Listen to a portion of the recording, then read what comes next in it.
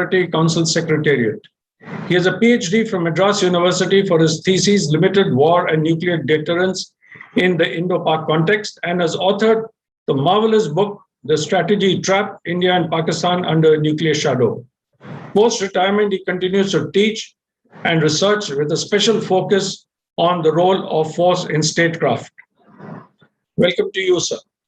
Our moderator for today's discussion is Lieutenant General Vinod Bhatia, PVSM, AVSM, SM, who superannuated after 40 years of distinguished service in the Army as Director General Military Operations. He commanded a corps in the East with his divisions facing China. He writes and speaks regularly on wide-ranging subjects, especially on matters strategic and military.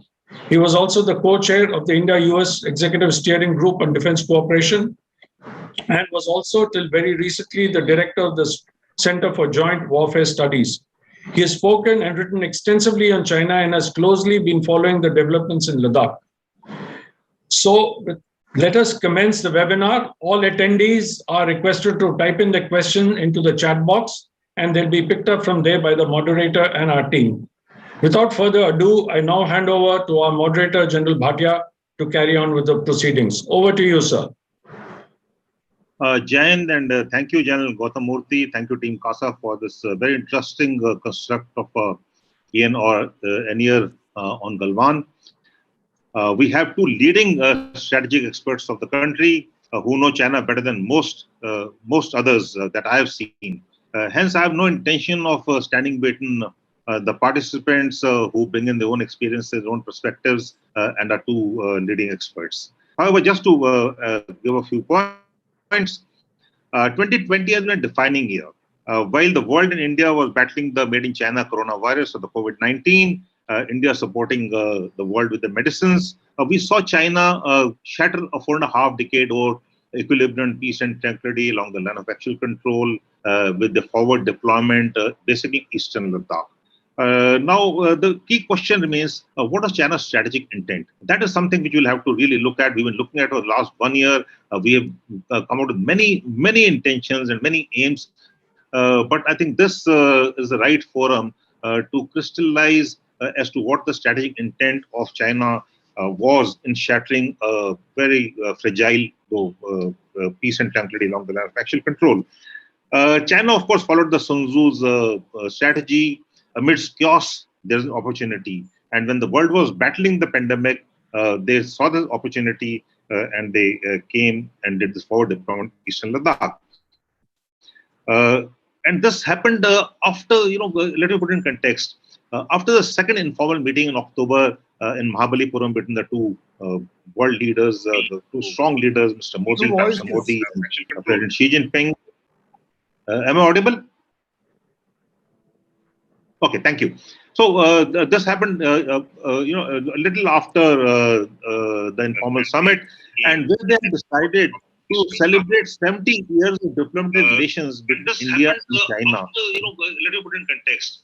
After the second informal meeting, sorry, just hold on one. Maddie, the YouTube is echoing. Please. Echoing. Yep. We'll fix that. Irfan will fix that. Sorry, just fix the YouTube. It is echoing. After the informal summit, and where they decided to celebrate 70 years of diplomatic relations between India and China. Let me put it in context. After the second informal sorry, just hold on one. Sir, please hold. Sir, Maddie, the YouTube is echoing. Please. Echoing. Yep. We'll fix that. Irfan will fix that. Sorry, just fix the YouTube. It is echoing.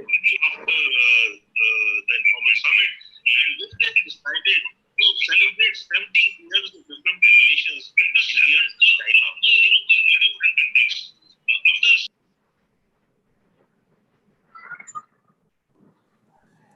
Sorry, is this audible now? Yeah.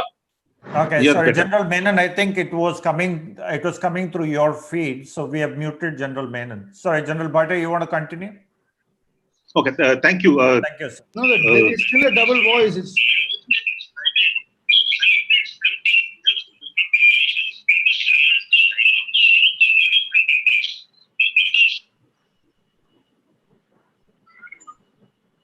You'll have to mute yourself, General Menon, sir. Okay, Yes, sorry, better. General Menon, I think it was coming. Please, it was please coming mute. to your feed. We have muted General Menon. No, Sorry, I'm not General Bhatia, you muted. want to I'm not continue? muted. I'm very much Okay, alive. thank you. Thank you. No, it's still a double voice. It's, what do I do? Yeah. I think General Menon is muted now. May I start? Okay, as the old Duzar Sorry. would say, "Rukawat ki khed hai." So it was October 2019 that we had the meeting with the two powerful leaders, and this was consolidating the first summit. So the India-China relations growth trajectory. The two leaders, very powerful leaders again, they had met 18 times in about 5 years, which is about every three and a half months. So that was where I think we were taken in by strategic surprise by the intent of China. Something which we'll need to clarify: why did they, peace and five based on five principles and five agreements, and China goes in and destroys everything that was going on. Most of us commonly believe that it is because of the road, the DBO Shiok road, which was in the making, which was commissioned 2019. I, for one, don't even think about it because that's a very tactical thing, and China is looking at strategic gains and not any tactical gains.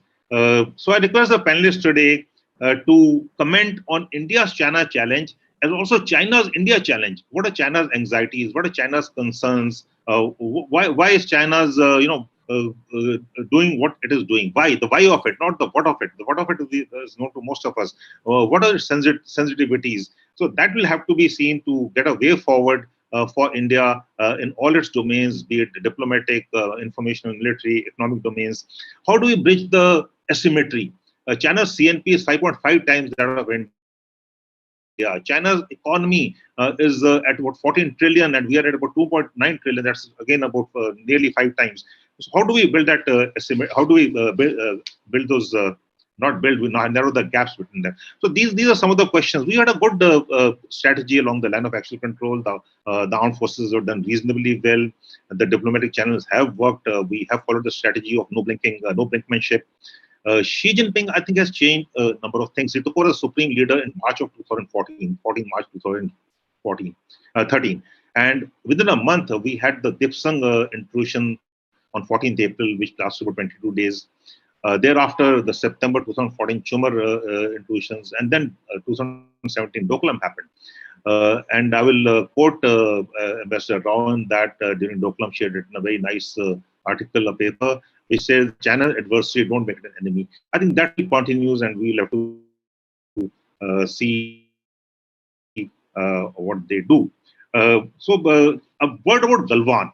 Today is the first year of Galwan. Galwan was an inflection point. It's a turning point. It was a game changer.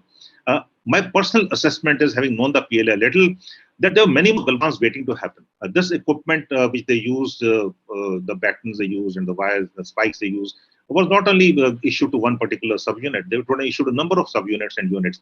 So there were a number of Galwans which were waiting to happen, which were planned. But comes Santosh Babu and his unit.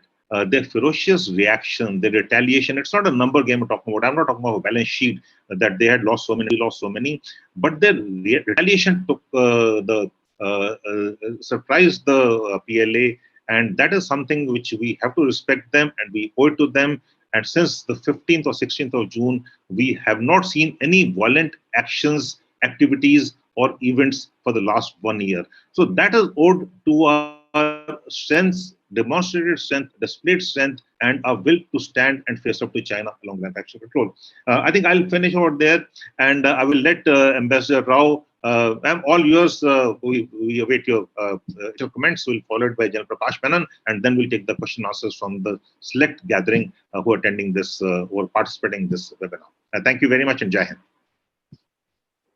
Thank you, General Bhatia, and thank you to CASA for inviting me here today on what is a significant anniversary in India-China relations. It's the first anniversary of the Galwan tragedy, which happened on 15th June 2020 in Ladakh. General Bhatia said, I should perhaps put this relationship that we have with China in some context. And I would like to position it within the Indo-Pacific region. We all know how Galwan happened, or what the sequence of events was and what has happened since, and the efforts made for disengagement and de-escalation. So I would not go into that. In any case, General Prakash Menon is here, and General Bhatia, and all of you are here with whose military knowledge is far superior to mine. So I will talk mainly about the diplomatic and political dimensions of the situation we face. And I place it within the Indo-Pacific region. And we look at the position of China. China is surrounded by about 27 countries, and only 2 of those countries, Pakistan and Cambodia, are the friends of China. And the Chinese today have a rule by fear under Xi Jinping. It is an autocratic system marked by strong leadership, steady economic growth, although not as fast as in recent years, and the emphasis on stability. We are all agreed that China is overstepping and ambitious, and that there is no uncontested domain as far as China is concerned. China longs for foreign policy victories, which I would, in a sense, would draw your attention to the recent article in the Global Times, where they are calling for a symbiotic relationship between India and China. They obviously want us to hug and make up, which is not just going to happen.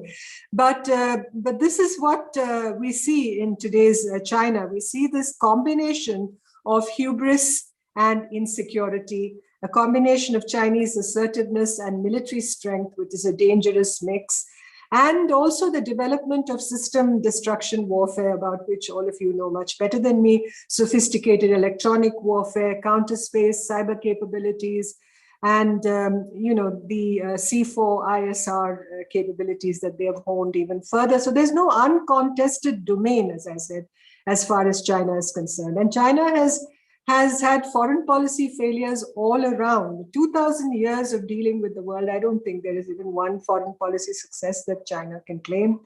Maybe the opening to the US in 1971, which has all come collapsing like a house of cards now, of course.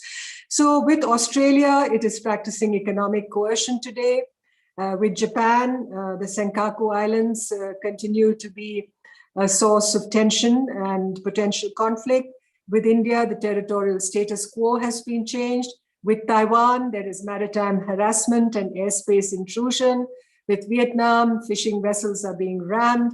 Hong Kong, a new national security law has been imposed. All in all, China is a deeply conflicted rising power.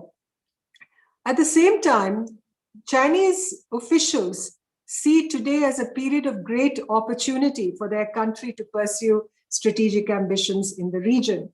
Their wolf warriors are also a feature of their diplomacy today, very much like the keyboard warriors on social media, all in all reflecting the country's bloated sense of self. But we have to accept that as far as the region is concerned, China will have crucial influence, and it's a de facto empire trying to behave as a nation state. It feels its model is superior to other nations. It has the sense of righteousness. There's an extreme centralization of power. And as a Chinese friend of mine who lives in New York recently noted, it has Confucianism as an outer shell, legalism as an inner core, and an abiding heart of darkness at the center of the Chinese state. China's BRI is another source of tension between India and China, and China's BRI is often seen as China's Indo-Pacific with Chinese characteristics. Very perilous passages are being navigated in the Indo-Pacific, and even as we move to South Asia, today there is a second sun in the South Asian sky, as the analyst Raja Mohan noted recently. The first sun, of course, India being the largest country, but the second sun is China. And China sees this region as a secondary strategic direction, but very much a part of its Go West policy. And you know what the flagship BRI project is, the CPEC, the China-Pakistan Economic Corridor.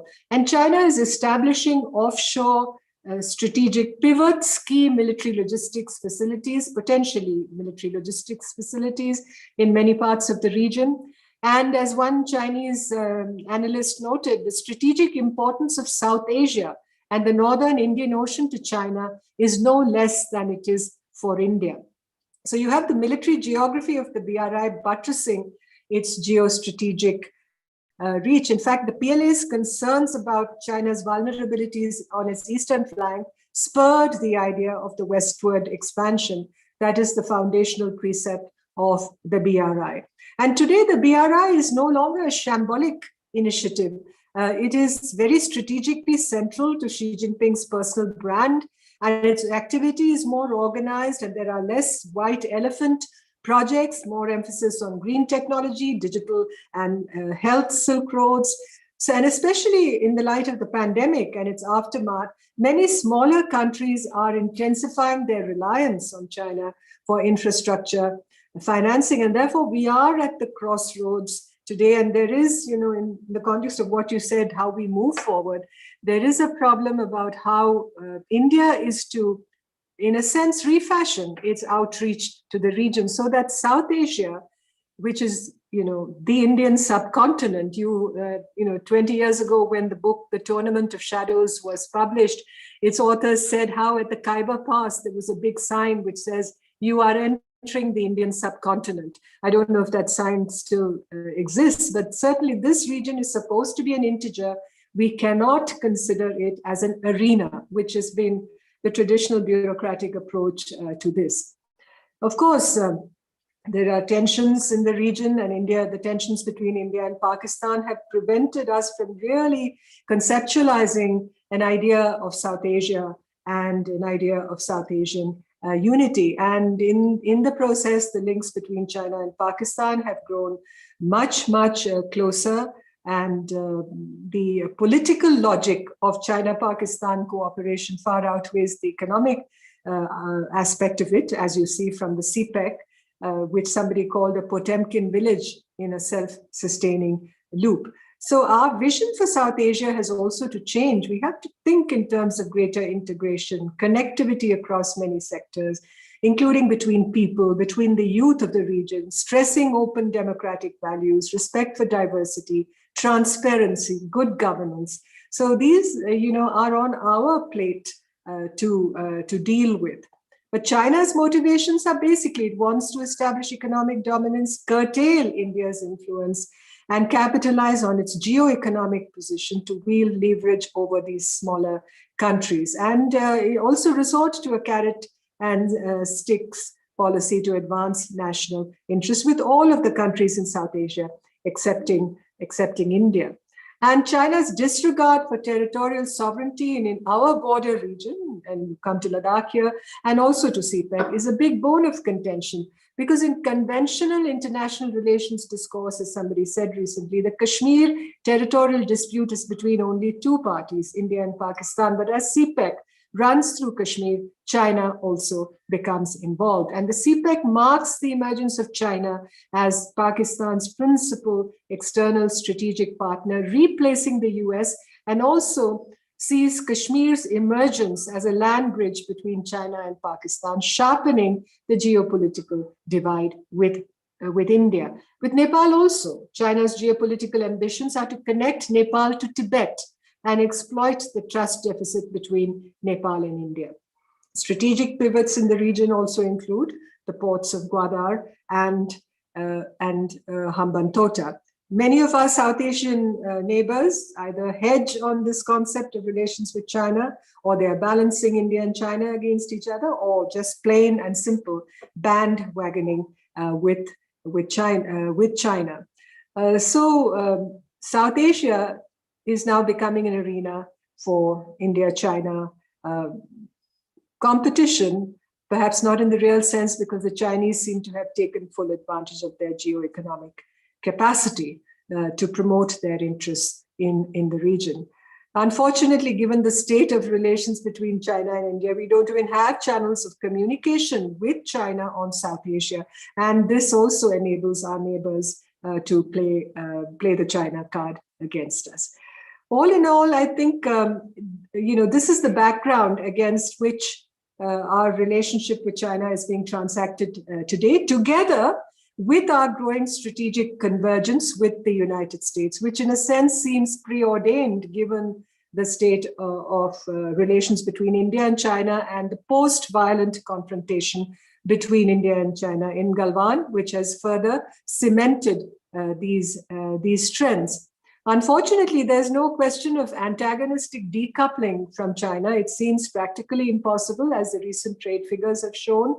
And given the extent of our linkages, economic and trade linkages with China, despite the fulsome political level intent to reduce economic dependence on China, it's not so easy as throwing television sets out of our windows. So at the moment, as another observer said, fighting, trading, talking might just become the conceptual arch shaping India's new relationship with China. What are the scenarios we can sketch? And not for me to be a fortune teller, but will the status quo persist in this highly unstable manner, or will there be a miracle of miracles, a grand territorial bargain and peaceful settlement of the dispute?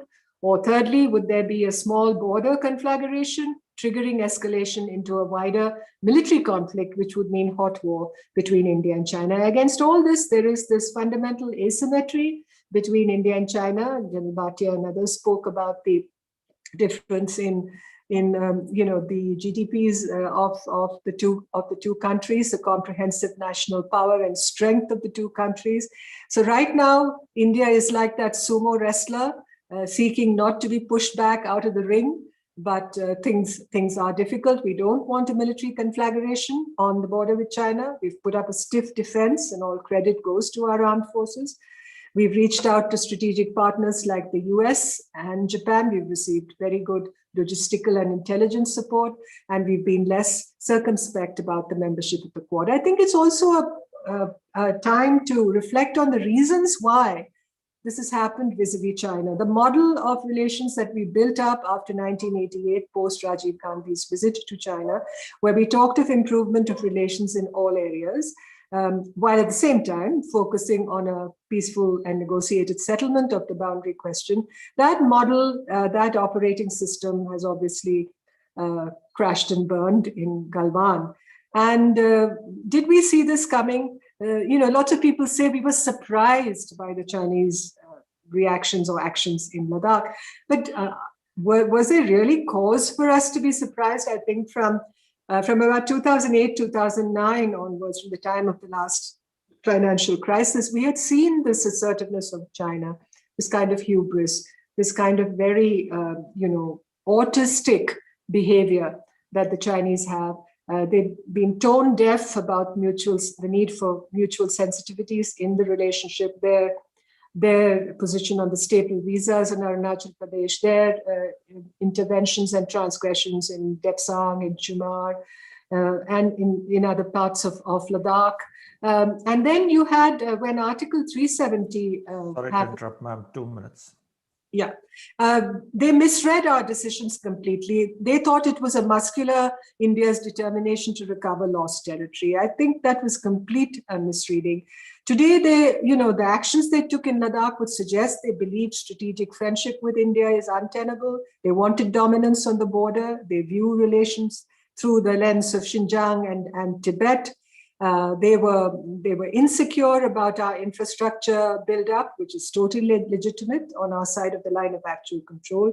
So all in all, in China, there's no consensus in their strategic circles on fundamental aspects of India-China relations.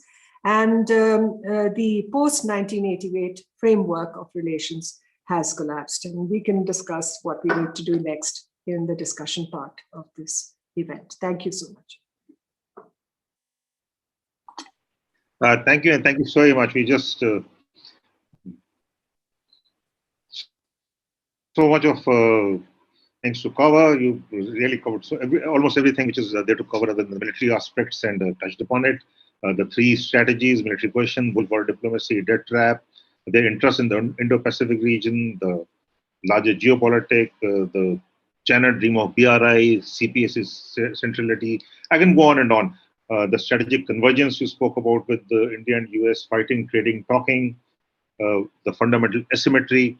Thank you very much. It's been everything. But we'll come back to you later during the question answers. And one of the things we'd like you to address is how does India deter China's aggressiveness? Because that is something which is playing on our minds. And there are extreme positions in this which we discuss from the military option to synergies option. But how do we actually, what all do we do to deter China's aggressive behavior? So that would be a key question which we'll come back to you later. General Prakash Menon, sir, over to General Prakash Menon for your comments.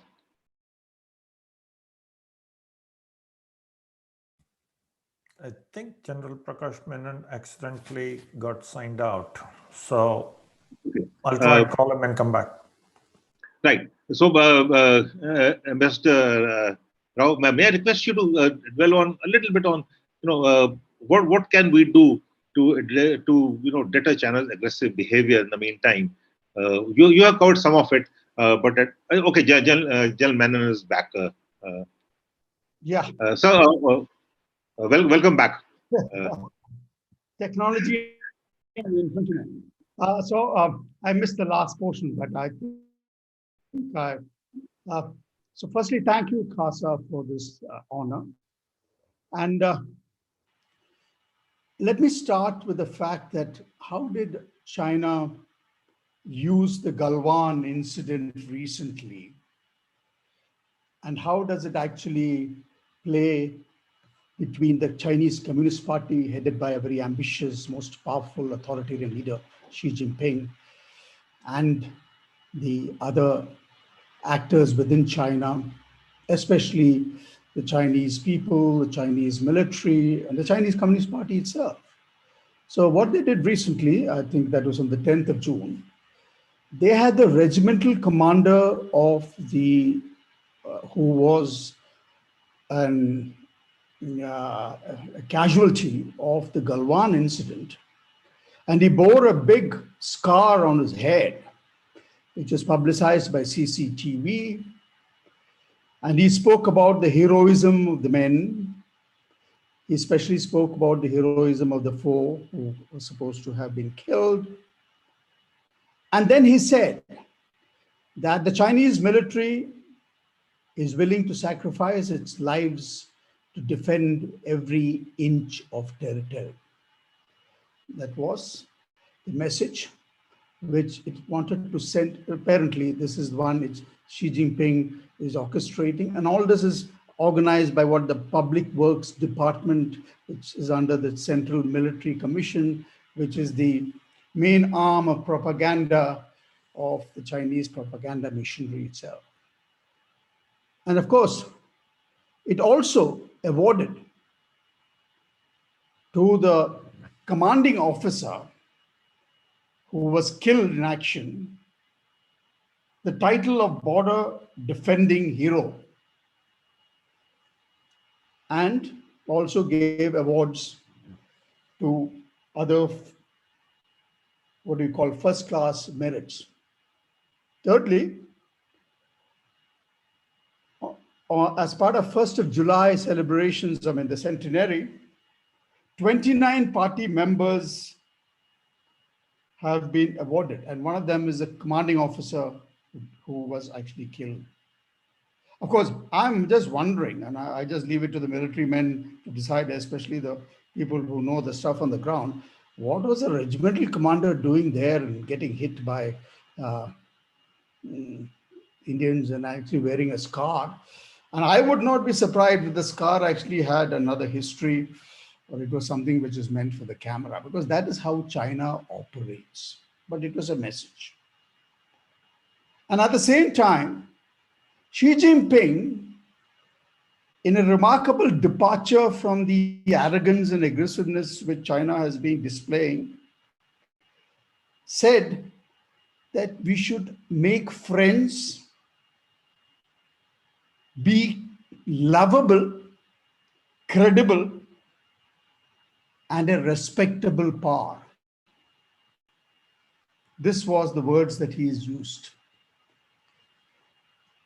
I don't know whether that's a sign, because China is actually an enigma wrapped in a riddle of sign of Xi Jinping himself indicating a slight change of posture of how it deals with the others in its foreign policy. But the fact remains, and we should take that into account, that as far as the situation in Ladakh is concerned, the Chinese have deployed. They're not only deployed, they're telling the whole world what they've deployed. They're showing it to us. It is no wonder that even our academics in our universities can now list out the Chinese equipment deployed in Ladakh, because the Chinese wants the world to know, wants India to know. That's their operating style. And of course, at the same time, you would know that the Chinese are going to build a big dam on the Yarlung Tsangpo, which is going to be a major issue for us. It is building villages all across the Sino-Indian border. And then it is using all its power, both ideological, economical, political, infrastructural, to actually win over the Tibetans. And in the process, of course, Buddhism is going to be a casualty, and they are just waiting for something to happen to the Dalai Lama before they create and let the cats amongst the pigeons in Tibetan Buddhism itself. So they have got it lined up. And what is actually China doing? China is on the prowl. Like all prowlers, it does by stealth. But it not only does by stealth, while it does by stealth, it's already sent us a message. And the message, which it started off with this whole process of showing strength, came with the conceptualization of the idea of comprehensive national power. It's got a Chinese origin. It therefore quantitatively measures power, and it is something which has now caught the attention of the strategic cognoscenti across the world, launched 1,000 PhDs, created a lot of departments, used as a matrix or index to compare power. And China obviously is very happy with that idea which it has sowed, because it's one of the messages which it uses to send to everybody, I am strong, I'm going to be stronger, now you guys better listen to us. And obviously the small guys and the middle guys are the ones who are now at the receiving end. But I think that this is part of a grand deception, because it has taken the idea of concept of comprehensive national power and hijacked it to give it a twist which does not exist. And that's especially in terms of military power. Military power is about relative power. CNP of China cannot come and fight in the mountains of Ladakh. That's not, CNP doesn't do the fighting. It is military forces which have to do the fighting or the threatening. China has got too many enemies, both on its eastern seaboard, in the Western Pacific, and of course, with India, it's mended its fences with Russia. But if you count the number of adversaries which it has, or the competitors it has, China is actually now going to be on the back foot, because I think it's overplayed its cards, and especially with the Biden administration coming. And if you see how he is fostering cooperation between NATO, none of all of that, there are a lot of imperfections there. EU, the Quad, and so on. China will be really worried. And I'm sure that this would influence Chinese behavior, because till now, China has managed to use its economic power to actually have its way along with a whole lot of countries. India actually is probably in that category where it has built the idea of giving us this thing of we are dependent on so many things. So we can't easily sort of get away from it, especially Southeast Asia, which is completely merged with the Chinese economy. And therefore, before they actually react to anything Chinese, they would be very careful. So Chinese economic power has been its main instrument of statecraft which it has used. It will continue to use it, and as Ambassador Rao said, BRI is a geopolitical project which actually is driven by Chinese economic power. But all projects, from its conceptualization to its execution, will have its problems.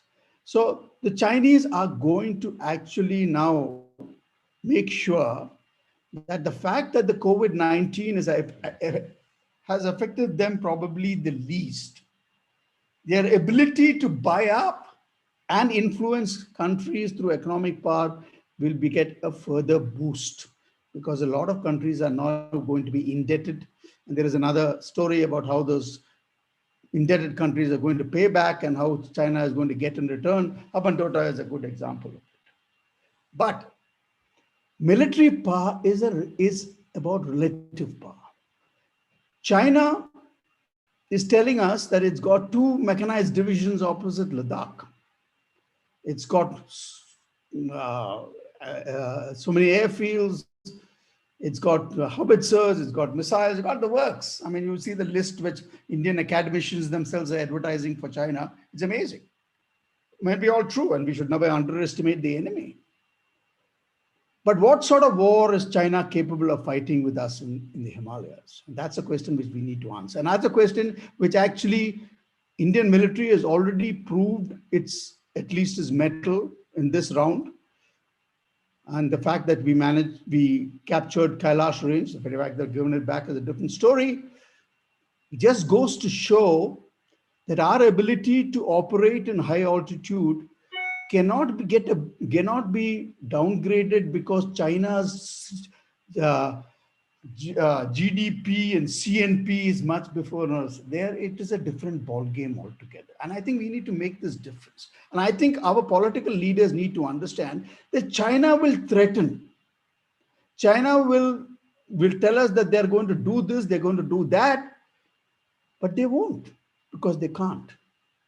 If we just look at the calculations of the Chinese troops in Ladakh and look at the infantry complement, and I have an infantry panelist also with me. If you want to, you can have tanks and so on. It's good. It's got a lot of photogenicity. It's got, aircrafts have got photogenicity. Aircraft carriers have got photogenicity. You can frighten people with it. But if you want to capture territory, then I'm afraid at the end of it, after your tanks move in and do whatever you want, you need infantrymen to hold the heights. And those heights are formidable. Those heights require infantrymen to hold it. Of course, they can throw a lot of firepower at us, but to hold ground, you need infantry. There is no other way to do it. So China has been using all its technological products, and it's a very impressive array. I'm not for a moment saying so, and we should not ever say, sure, think that it's less, it won't take. That's not the point I'm making. But I'm trying to make the point of the psychological game that China is playing, because political power is actually a psychological relationship between those who exercised and upon whom it is exercised. To my mind, China drew its lessons from Doklam, the very fact that we had kept quiet about the occupation of Doklam after we had disengaged. Then we had Wuhan and we had Mamallapuram, and China, I think, read our mind. And China probably would have, I don't know, would have nearly got away with it if not of Galwan, where actually, if you remember the statement made by the Prime Minister, which is retracted later, but it's on YouTube even now, goes to show that they read our mind and probably thought that as long as India can declare victory, they can actually needle us. And I think that's one thing which we need to be careful about. So the point is, we are now in a psychological game. The Indian military and the Chinese military are deployed.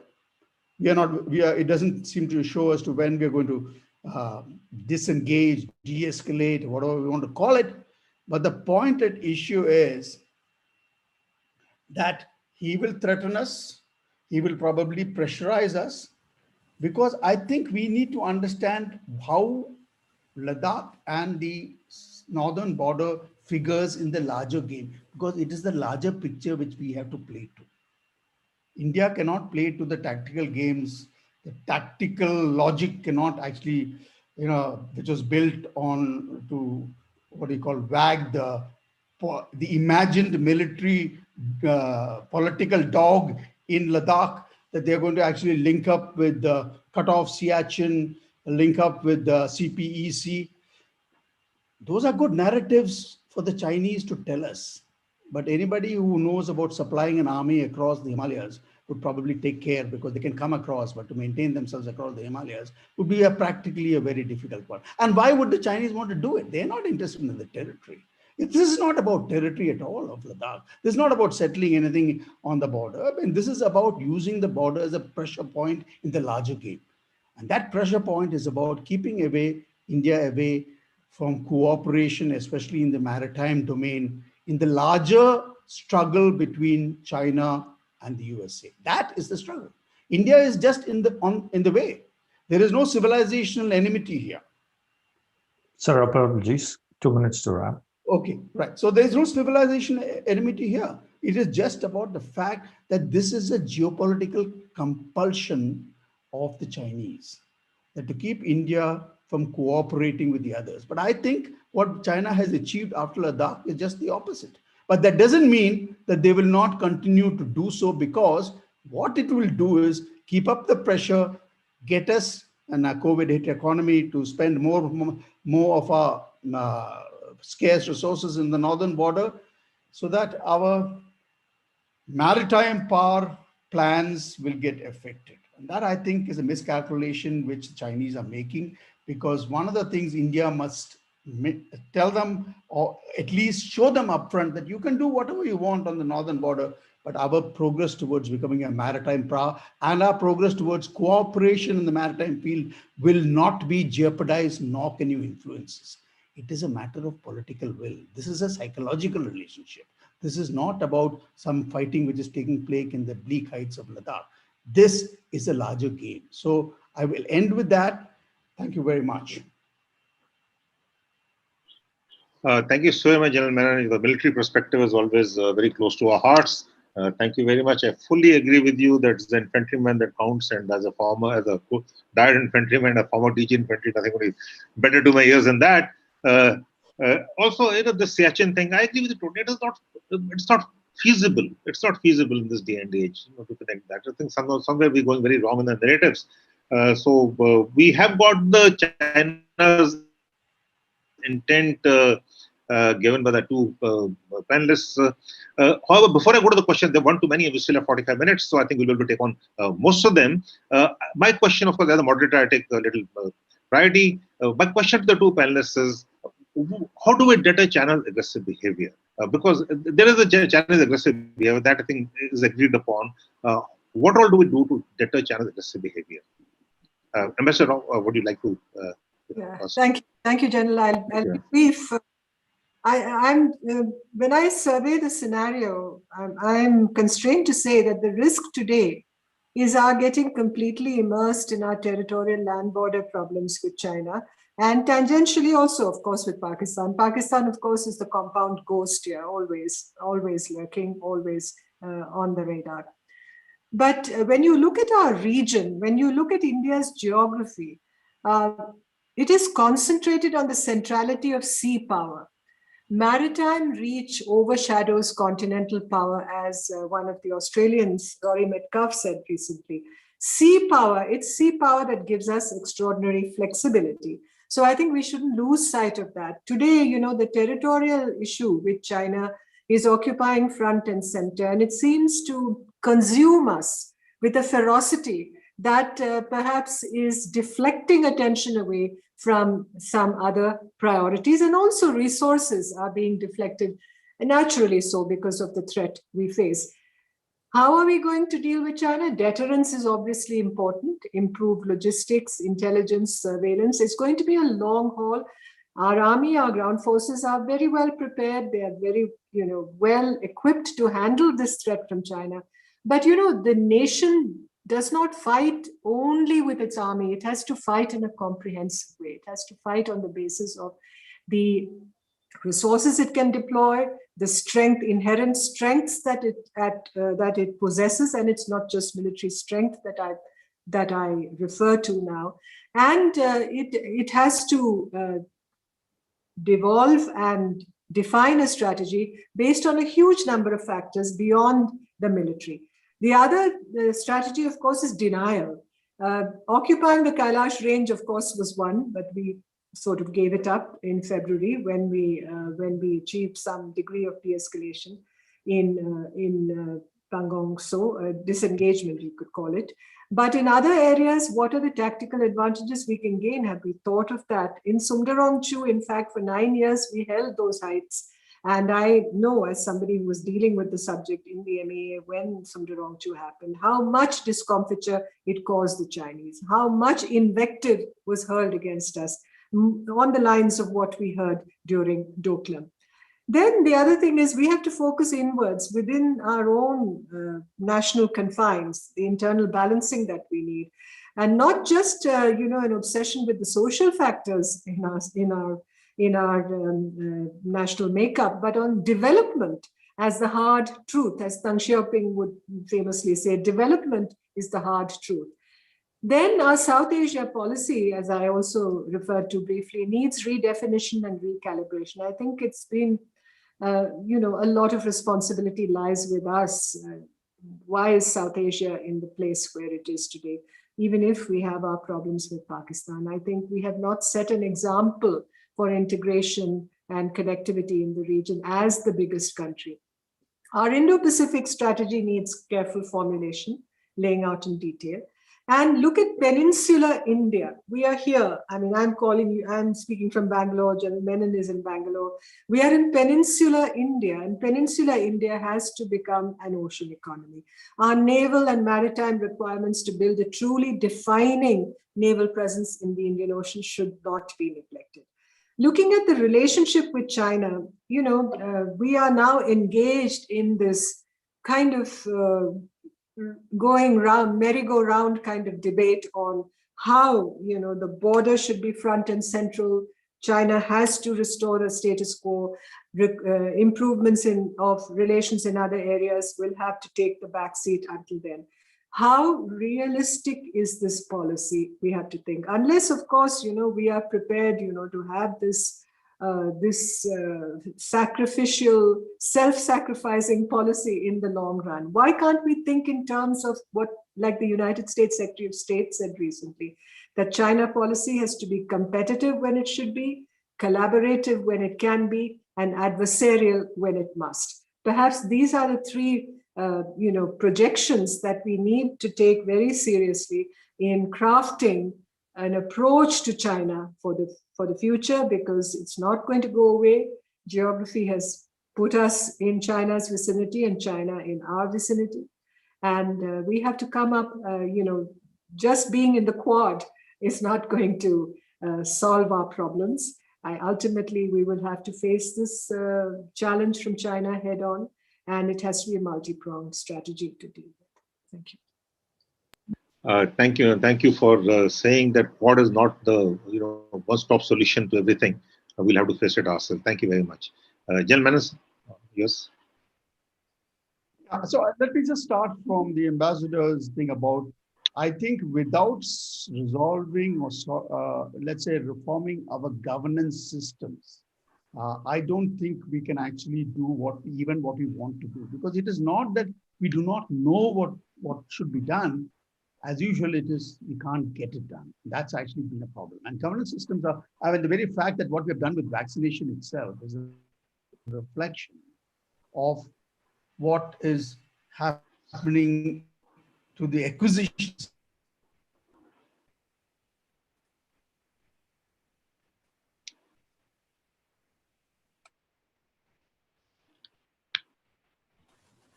I think General Menon's got a bit of a freeze on his internet. General Bhatia, you want to pick up a question for Ambassador Menon? Yes, I think till he gets his connectivity back. Yes, I can hear you. Please carry on. Please carry on. All right. I'll just switch off my video because I think that would be. Can you hear me now? Yes, sir. Please carry on. We can hear you. Yes. Yes, sir, we can. Please carry on. Okay. All right. Is that first thing is the issue of governance things which we have to resolve, but be that as it may, I think deterrence is a psychological relationship. We must understand that we must play to China's game. China is playing a game, and we are there not because China has got any historical enmities with us. We are there because, as I said, we come within the larger game of the struggle between two big powers, which is now China and USA. And I think we have to recognize that that is the game we have to play to. So whatever deterrence which we are talking about, and if it is military, I think we forget that we are nuclear powers. There is, if China is going to give us the big, and if they think that India is going to give them a walkover, I mean, how it will actually impact the impact of it on its larger this thing in its Western Pacific with Taiwan and the rest of it will all be affected. So India has got that power to actually put those dreams to rest, and China would not even attempt to do it. At least one of the messages I'm sure from the present Ladakh crisis is that you can't push India, because the fact remains that we can stand our ground. And I think that would be something which on which the deterrence would work. But that doesn't mean that they can't do other things. But they will continue to do it, and we must plan for it. And I'm sure when we talk about the fact that we're talking about deterrence as of now, it is about what you have. It is not about the plans that you're making, because those are different issues. Those are deterrence, which is going to be 10 years from now. When we actually advertise that we're going to have 24 submarines, those submarines are going to come into the waters quite a long time now. Talk about what do we do now? The point is, we've got to defend the North with our own wherewithal. We can expect certain amount of intelligence sharing and so on, surveillance help from our friends. But as far as the maritime domain is concerned, that is where the cooperation is there. So as long as we can connect China's aggressive actions in the North to our maritime spaces and tell them that we can connect, we don't have to do it. And there are a whole lot of vulnerable targets which are actually roaming around the Indian Ocean. We just have to put it into their head that the Indians will do it. Like we have to put it into their head that Indians will use air power to defend the northern borders if it is required. They should have no doubts about it. That is deterrence. And our ability to actually have the wherewithal, the technological capability is a matter of what we plan for. And I just want to have a word about technology. If CNP and so on was the main index of how who will win and lose, I'm afraid history doesn't back it. The weaker guy has beaten the bigger guy in most of history for quite some time. And surely the Americans and the Russians in Afghanistan, the Vietnamese in Vietnam against the French and the Americans, and look at it anywhere. The fact is, we've got geography on our side as far as the northern border is concerned. We have to leverage that geography. And if technology is not available, then we have to fight with the fact that we are not able to match them in technology. Technology is not the main determinant finally of war. It is a determinant of battles, yes, but not of wars. Wars are a different thing altogether. That is why the Americans are going away from Afghanistan, because if that be the case, they are fighting the lowest level of technology with the Taliban, with the most powerful nation in the world. So let us not be carried away by what the Westerners are telling us, that they are the most, technology is the only thing. There is more to war and battle than technology is, I think, what we have to remind ourselves. And we must stop borrowing ideas easily from the West, because they are a technology-oriented society. We are not there as yet, and we can't afford it also. So we first must learn to fight with what we can afford. And that is where India's brain power comes, because it's a matter of how do you actually organize yourself. And that is the thing about military power. Military power is a reaction situation. It is not like a surgeon who's operating on a patient lying comatose. That is not how military power is. Battles are fought or wars are fought.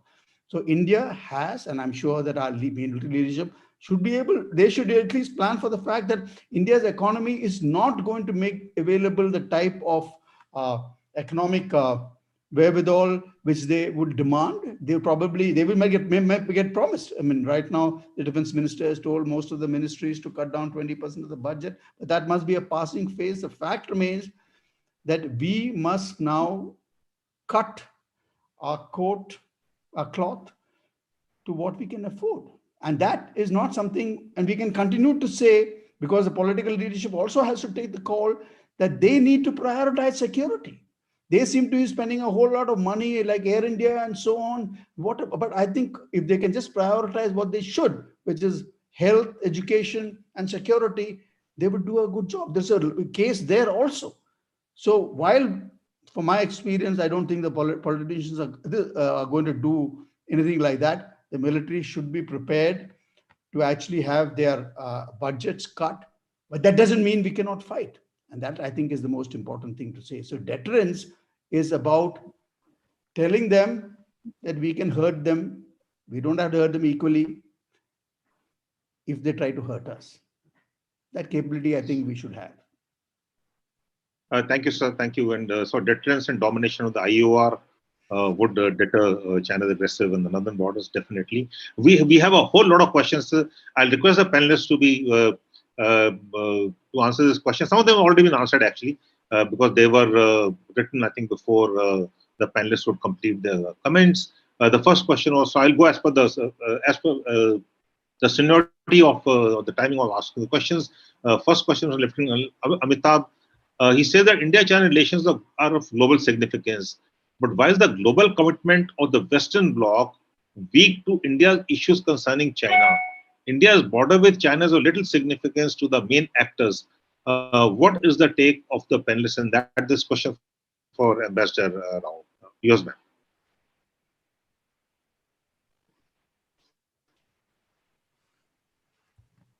Just unmuting myself.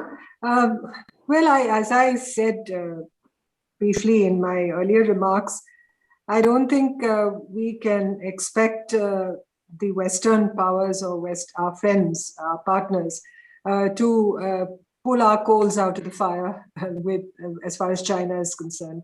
You know, this dispute that we have with China, everybody, dates it now to Galwan.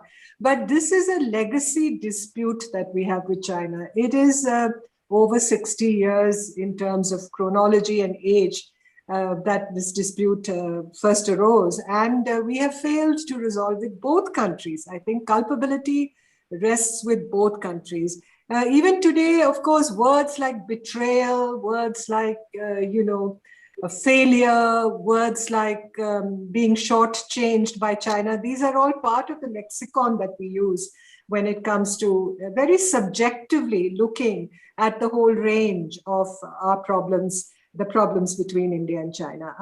People, I think, need to have more of a historical perspective about this problem. And, we may talk till kingdom come about the need to preserve peace and tranquility along the line of actual control. But this whole line of actual control, which is not a line of control, but a line of actual control, which exists in our minds, perhaps not so clearly on the ground, it has kept shifting, and it is all related to the conflicting territorial claims between India and China. And why is it that both our countries, civilization states, have not been able to come up with solutions? Of course, finger pointing is very easy. From both sides, it goes on. Both sides have failed to exhibit the maturity and the tolerance and balance that is required to solve these problems. So I think ultimately, let's turn the searchlight on ourselves. Let's not wait for the Western countries to come up with a formula or come to India's defense. I don't think we need that. India is neither poor nor is it defenseless. May I? Yes, sir. Yeah. I think I think we need to note the fact Please. as far as it suited China, they kept the border as quiet as possible.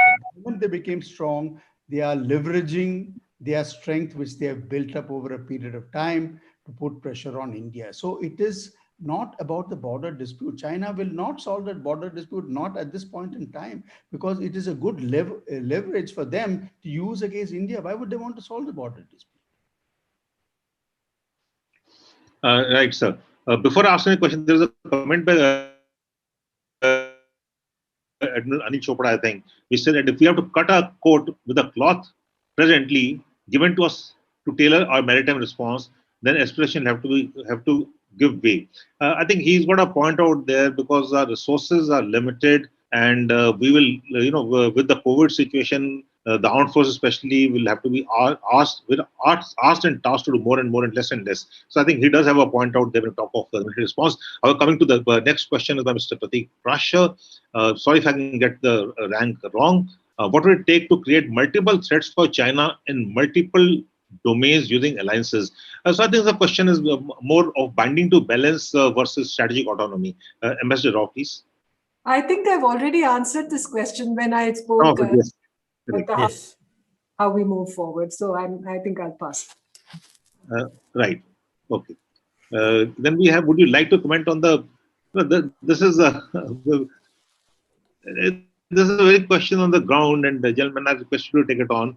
The desirability of pitching it at the very outset of the counter to the BRI. Well, what do we do with the counter to the? So both panelists. What do we do with the counter to the BRI?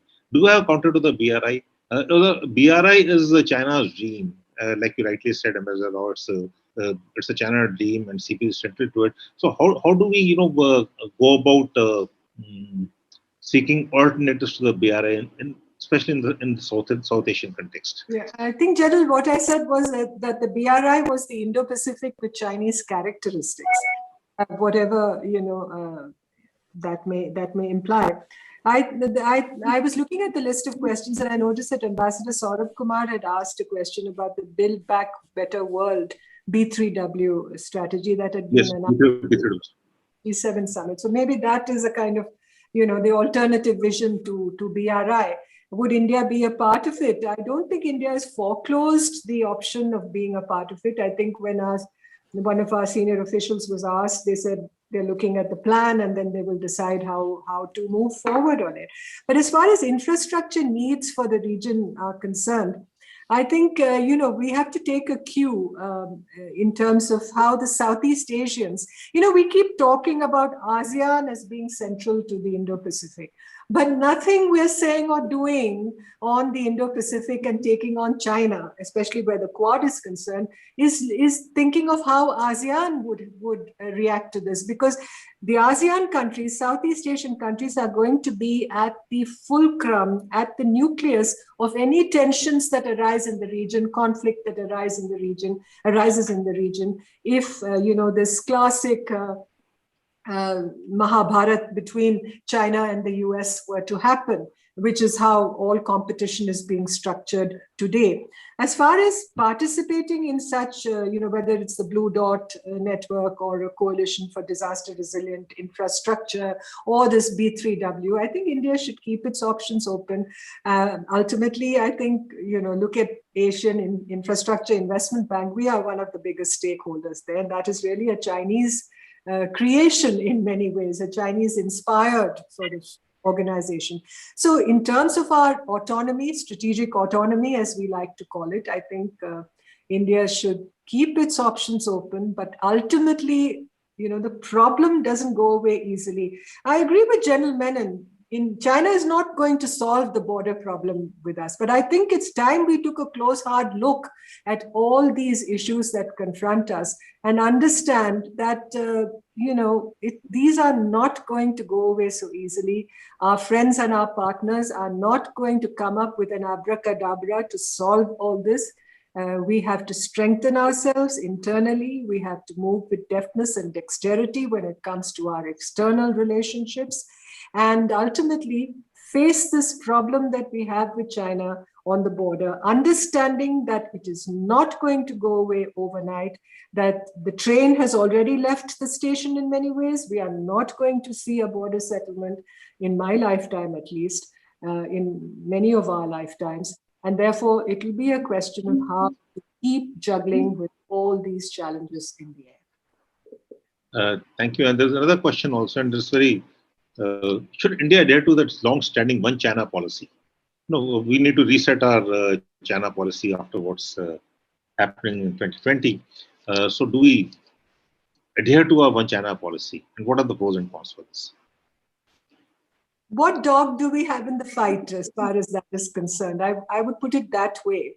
I mean, we have sympathies towards Taiwan. We obviously would not like China to swallow up Taiwan. We would not like to see a war in the Indo-Pacific erupt because of Taiwan. What are we going to do if that sort of conflict happens? Are we going to throw in our forces, our support behind the Americans or the Taiwanese? So that's not going to happen.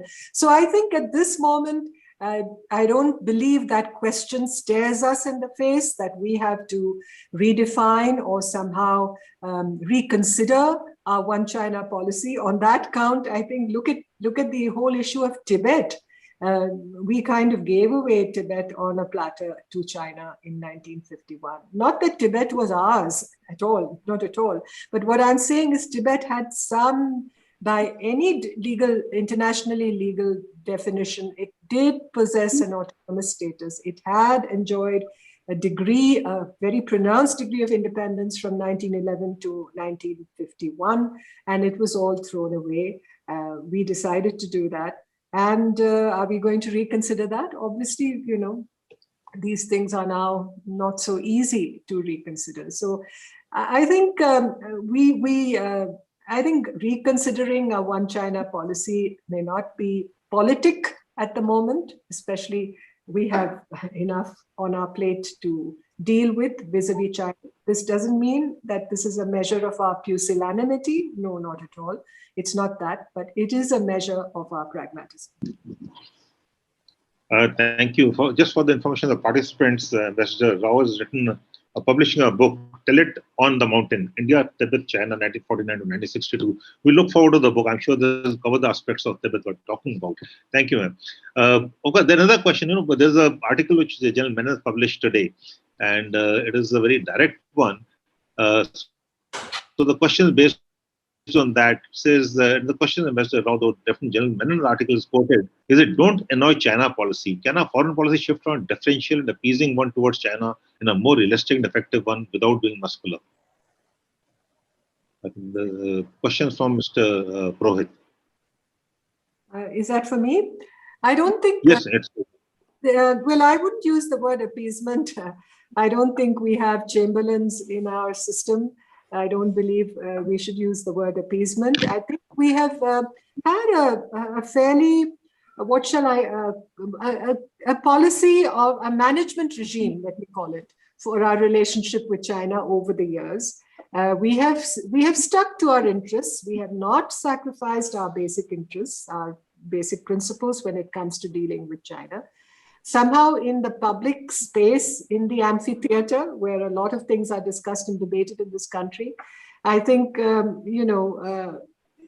we always seemed, the predominant opinion is that India is surrendering on this or that when it comes to neighbors like China, or for that matter, with Pakistan. It's not so easy at that. The cookie doesn't crumble like that.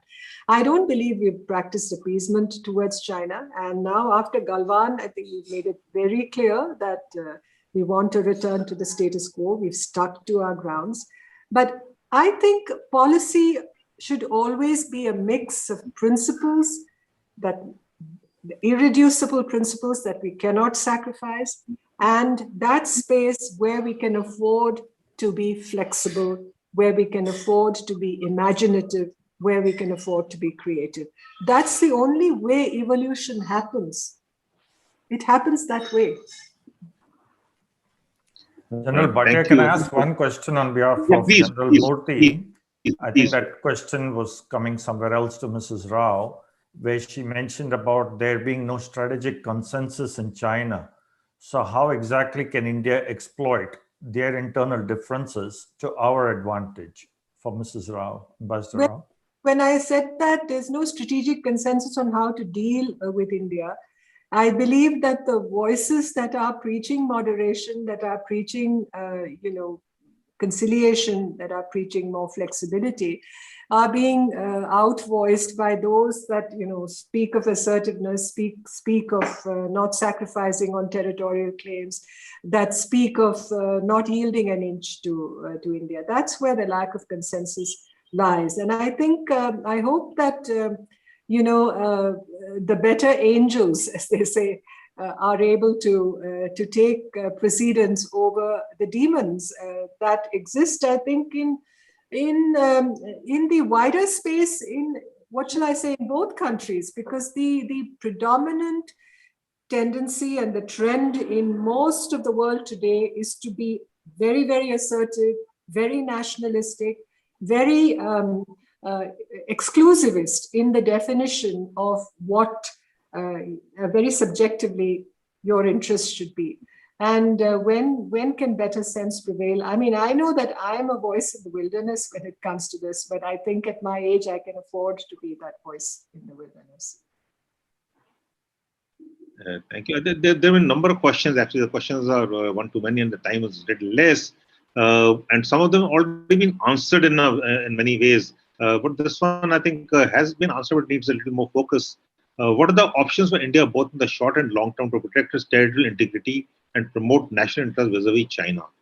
And in the present scenario, is building or balancing or countervailing coalitions with other nations, basically bind to balance, which you have covered in any case, which support Indian international forums as well as modern weapons, platform technologies, the only solution to safeguard our territorial integrity.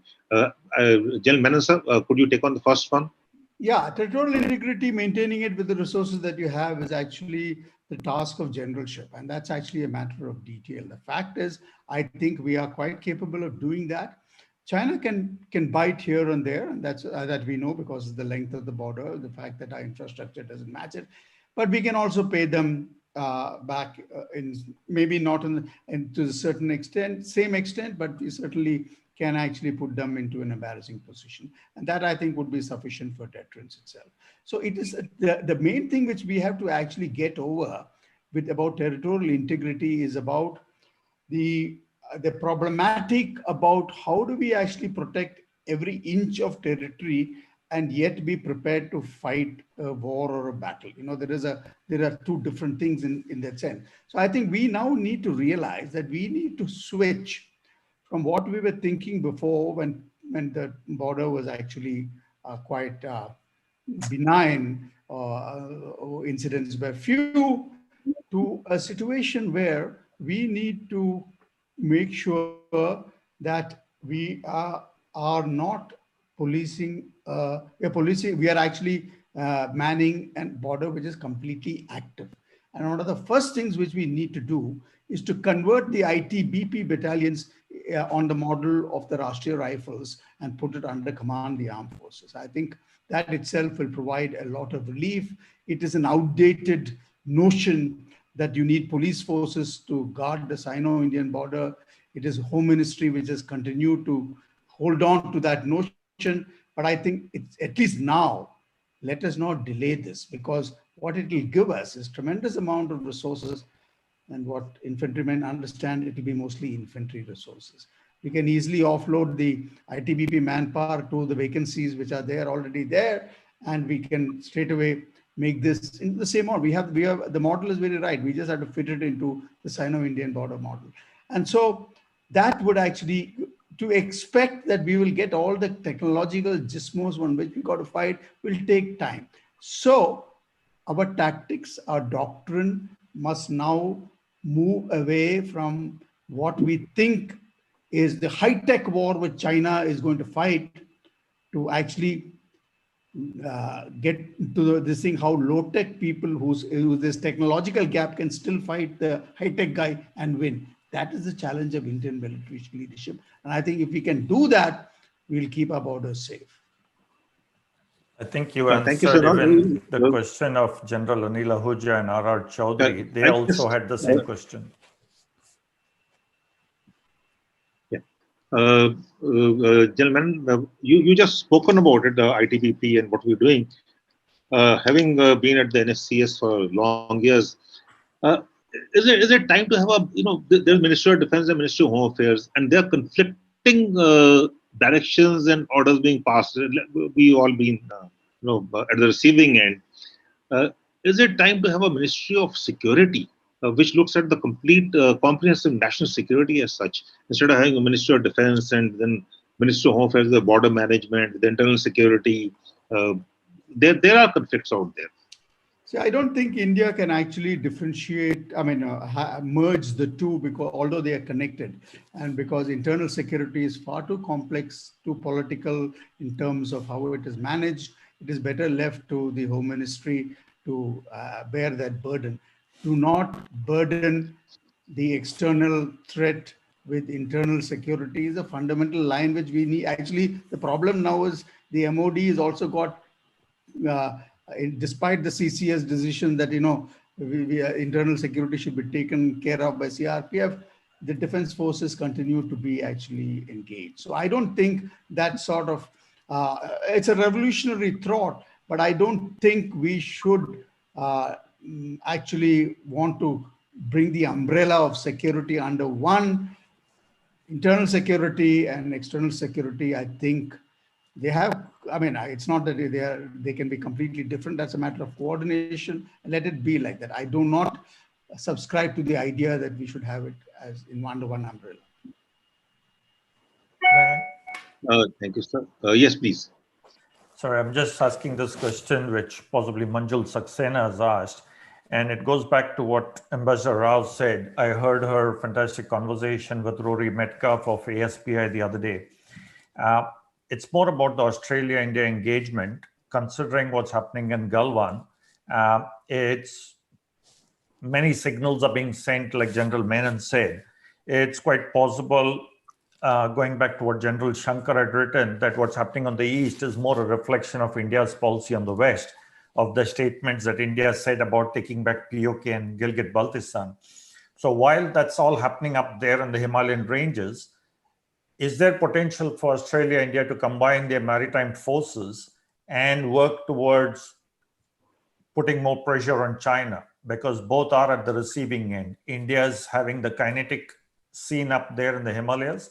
Australia's having a massive economic pushback. So maybe Ambassador Rao first and then General Menon, please.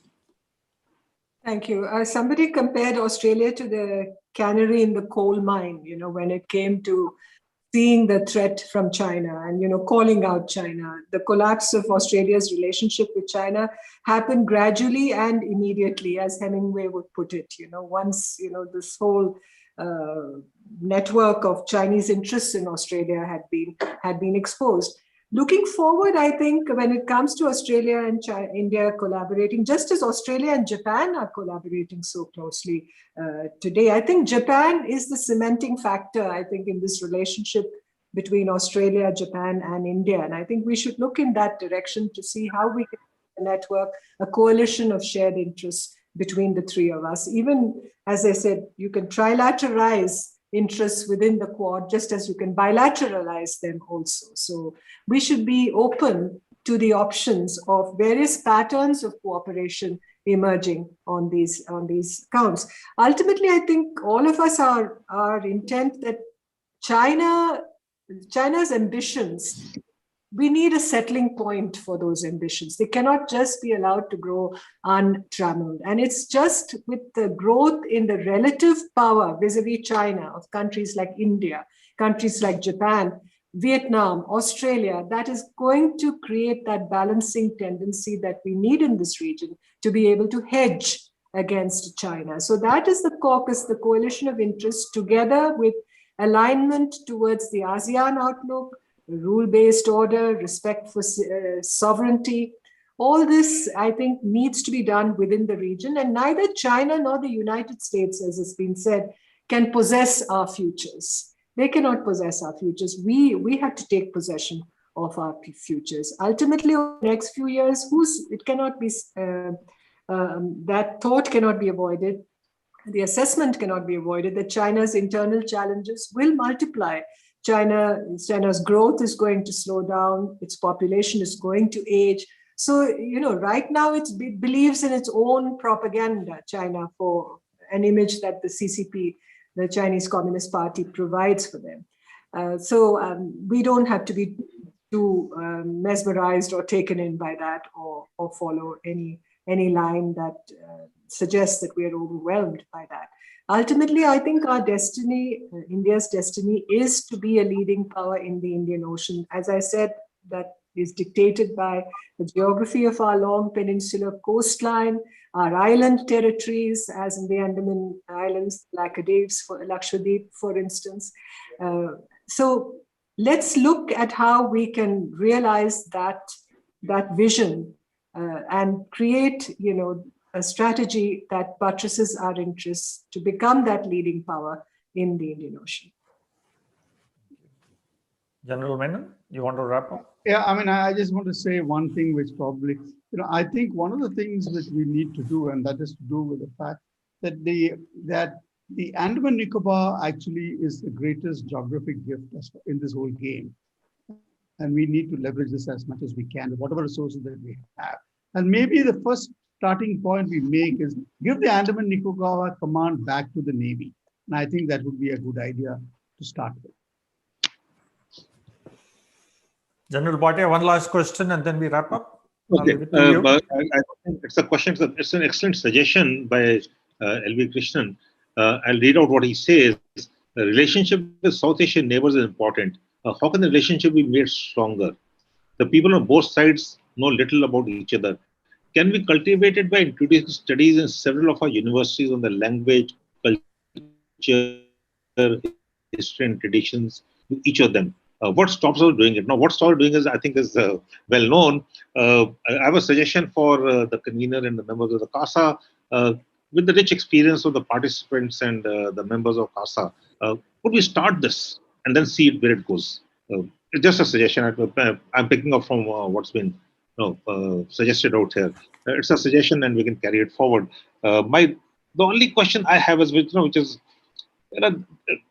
there's a game of balance of power which is going on between China, the US, and the European Union, and this thing. India as a leading player, do we really get involved in the balance of power game, or should we have a balance of interest as our focus? Or we have a balance between the balance of power and balance of interest. My question, of course, the last one goes to Mr. Rao. Thank you. I don't believe we should be playing power games, but we should definitely be in the game of protecting our interests, because interests can never be sacrificed. Interests need to be protected. Interests need to be advanced. I think that is probably the best way forward. And when it comes to that question about South Asia, I think in India, we need to get out of that India-centric approach when it comes to South Asia. As I said, we need to think of South Asia as an integer, not as an arena, but as a region. And that should be our approach. It can't be that, as the Hindu newspaper had an editorial on this last year. It said South Asia cannot be the centralized Jambu Dweepa. It can't be the mega state of the nationalist imagination in India. Ideal South Asian regionalism is about devolution, it's about federalism, it's about strengthening local democracy, and the sabotaging of SAARC, which lots of people here consider a victory. It's a very feather-light geopolitical strategy. In my view, it fails to consider that regionalism, integration, connectivity can bring potent growth to our peripheral regions. And when we talk of peripheral regions, we are talking city. Thank you. General Manager, final comments. I think all I want to say is that from what has happened till now, I hope the Indian political and the strategic community will jettison our idea of what China is about, what China, and not China, China's Communist Party is about, and what they are trying to do in the globe and how we are getting affected. So we will no longer be deceived as we have often been in our history. And I think it's time that we revise and hold, and I would agree that we are neighbors. We should be competitors. We can be adversaries sometimes, but it's not the fact that we want to see their demise, neither should they be seeing our demise. So from that point of view, I think we need to look at China differently from what we have so far shown what we have done. If you look at 2014, I was there at the Rashtrapati Bhavan when the Tibetan leader was actually part of the swearing-in ceremony of the Prime Minister. And then we had a whole lot of about turns which went along. We don't seem to learn our lessons, and I hope now that will cease. Thank you very much. It's very interesting. The panelists have really, got our minds thinking. Not that we're not thinking earlier, but so many thoughts have come in, and the fact that we have had so many questions which went unanswered, I do feel that CASA could think of having one more session on some of these questions, because these questions really are, they need to be answered and they need to be discussed. There are no answers actually. They need to be discussed, and we need to find optimal solutions to all these things. I thank the two panelists, and I also thank all the participants. Thank you very much indeed, and thank you to Team CASA for organizing this. Over to you, General Gautam and Mr. Martin Shankar. Thank you, sir. On behalf of Team CASA, I thank Mrs. Nirupama Menon Rao, General Prakash Menon, you, Sir, General Bhatia, the core group of CASA, especially Mr. Mahadevan Shankar, Mr. Irfan Malik, and Ms. Barnali Singha Roy, our technical team, all the members of CASA, and above all, the audience of today's webinar. We've had a fascinating discussion and some very excellent questions and answers. As General Bhatia said, regrettably, we could not take on all, and we well look for probably another webinar because China is active. The subject itself is so dynamic that we will surely be having a webinar shortly on this. Today, we had crossed the maximum number of 100 attendees, and I'm told from July onwards, Zoom is going to give us the attendees up to 500. But nevertheless, our technical team was sharing the webinar live, and for those who have missed out, a recording of the webinar will be uploaded onto the CASA website today. Today, 15th of June, the Galwan Commemoration Day. I think it's a good idea if we visit the subject on this very day next year and take stock of the situation as would be obtaining then. We can compare the discussion we had today to the discussion that we'll be having 1 year hence, and we will see where we have reached. In the end, thank you all very much for your interest and your patience. It's been a wonderful webinar today. On behalf of CASA, once again, I thank you all. Good night and Jai Hind. Jai Hind. Jai Hind. Thank you so much, and Jai Hind. General Bhatia, okay, Mahadev and Shankar, kindly stay on. General Bhatia requested to stay on. And of course, the Team CASA for a minute. Put the recording off. Yeah. General Bhatia, sir, thank you so very much